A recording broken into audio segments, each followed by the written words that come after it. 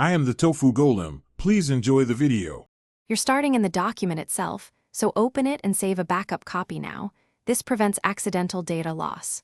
Once done, switch to print layout and open the navigation pane so you can see pages visually. That's why we use it. It speeds targeting. Click anywhere on the page you intend to delete or drag while holding Shift to select all visible content on that page. Make sure headers or footers are not selected unless you want them removed too. Now refine the selection so you delete exactly what you mean to remove.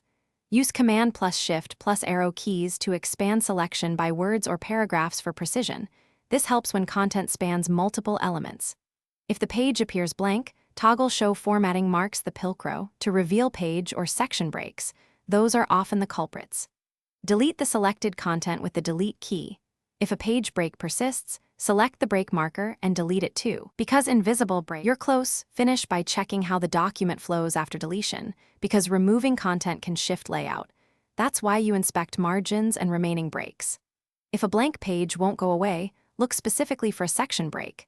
Select it and delete, then reapply any needed headers or footers to the following section so formatting stays correct. Finally, save the document and use Print Preview or the navigation pane to confirm the unwanted page is gone. Thanks for watching. Consider subscribing if we helped you today.